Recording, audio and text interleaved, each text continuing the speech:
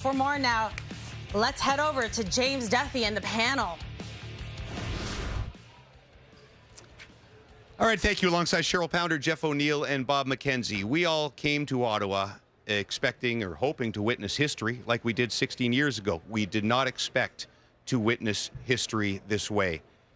We're guilty of hyperbole sometimes, particularly when it comes to this tournament. You cannot overstate the magnitude of this upset. One of the greatest in tournament history, one of the greatest wins in Latvian hockey history. What did we just witness? Well, you're right. And, you know, Canadian hockey fans are obviously not going to love the outcome, and they're going to be very upset about it, a lot of them. But you got to pause for a minute. And this tournament is the gift that keeps on giving in terms of providing magic moments, a magnificent sporting spectacle. A very small country like Latvia in the world stage, who never finished higher than 7th place in the World Junior Championship, to go up against Canada on home ice and do what they did.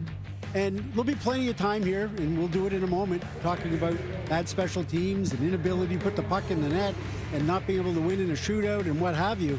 But my goodness, the emotion on the Latvians when they were singing their anthem at the end and then jumping in pure, unadulterated joy. And that's what this tournament does over and over and over again. And most of the time, or a lot of the time, Canada's on the right side of it. And occasionally you're on the wrong side of it, and it's still a magic moment. And you have to give the Latvians a ton of credit. Canada could not get to their game 5-on-5 and get those inside quality chances. They were out of sync with their playmaking, their ability to get on the forecheck and play that Canadian way and dominate the hockey game. And time after time, I kept saying, well, if they just win this game, it's all going to be forgotten. There's no pictures on the scorecard type of thing. But they couldn't get their special team. Imagine losing the special teams battle to Latvia. And then in the shootout, no goals. It was just a crazy game. I've never seen this. And you got to give Felberg, the Latvian goaltender, a ton of credit in that shootout. He was so dynamic. But even in the shootout, I'm like, if they just win this game in the shootout, all will be forgotten. They couldn't find a way to get it done. In the neutral zone, Latvia was so strong. They were stacking 5, and they wouldn't let the Canadians get in and at their game. It's the craziest game I've been a part of. I didn't find it the gift that keeps on giving. I found it a ball of stress. I couldn't handle it out there. But Felberg stopped the Ritchie. Yeah. Nobody stops the Ritchie. For those who don't know, Cal Ritchie, that's his move. And he scored on it a couple of times this year, including in an NHL preseason game, to act like he's fanned on it, and then it works like magic.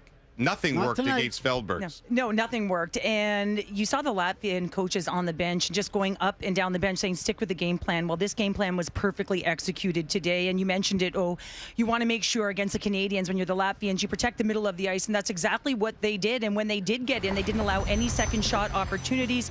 They made sure that they boxed out. They were just really good and effective with their sticks. And then they were able to capitalize on the power play, right? You have to be opportunistic. That's exactly what they were on the back door there. We see Matejko bearing it, number 9, and then Bulens is also going to get a power play goal. They recognized they had opportunity, they had good precision in their puck movement, and they were able to shoot the puck. How about this stick play? I mean, it's an empty net, it's going in, but that was how they played. They were hard on the puck, they were relentless, and they really identified when the Canadians were vulnerable, and that's when they closed quickly, and when they weren't, they let them stay on the outside and said, hey, you can stay here all you want. We're going to be disciplined, and we're going to protect the middle. It was the game of their lives, and maybe they'll do more in this tournament. But this night, they will be, when they're granddads, they'll be talking about this night. Absolutely. And the night they beat Canada in Canada. Now, again, just look at the last 4, the only 4 meetings in the history of this tournament. 41-4, the goals in favor of Canada, and Latvia pulls it out. 3-2 is the final. Back in 2000 on Independence Day in Latvia, they beat Russia 3-2 at the 2000 World Senior Championship in St. Petersburg. That ended Russia's hopes of making the quarterfinals. That was huge because of the political implications there. But as far as the World Junior Tournament, never anything like this before. And now we get to the other part, which is, what does this say about Team Canada? You mentioned it, the bad power play, undisciplined penalties, inability to finish, woeful shootout attempts. Where are we left with right now with Canada? Well, they really do have to pick themselves up. I saw some things that were concerning tonight. Some undisciplined penalties, a bad line change that was costly. It drew a penalty. Some of the star players not really performing up to their capabilities. So they almost need a full reboot after this one. I don't know if you can. We talked about getting the coach a one-off or losing it on the guys. I don't know if you can pick yourself up the mat and just say, totally reboot and forget about it, burn the tape kind of a situation for Canada. Well, in these short-term tournaments, it also shows you that you can throw the underlying metrics out the window from game to game. right? Because you are in a game every single game, and anything can happen in these particular situations when ice closes up.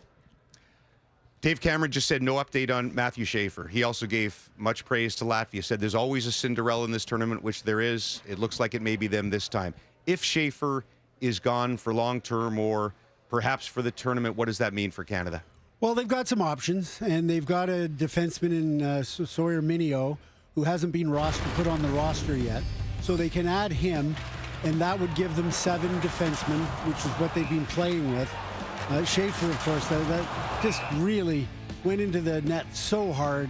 And whether it was the shoulder, the collarbone, everybody's speculating what it was. But boy, oh boy, that could easily be a collarbone. But whatever it is, they have to figure out how they're going to replace a guy who, the way he was playing, is irreplaceable. So Mineo could come into the lineup. If they want, they could not add a forward, not put roster Carson Rakoff, the 14th forward, and go out and bring another defenseman in if they want extra padding on the blue line, if you will. But that would necessitate going out and getting somebody that either was cut from the team or wasn't invited to the final selection camp. So no good answers for that, and let's hope that Matthew Schaefer's okay, short-term and long-term. A couple quick things. Ivan Kovic, 17-year-old in that shootout, was spectacular. You can't expect him to save 10 in a row or whatever.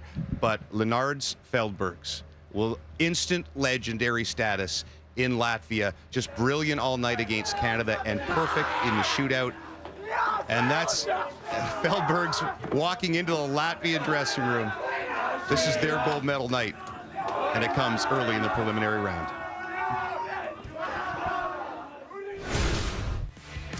They're going to be celebrating all night, Jermaine. I don't blame it. This is incredible. So I want to go to Ottawa and celebrate too. Don't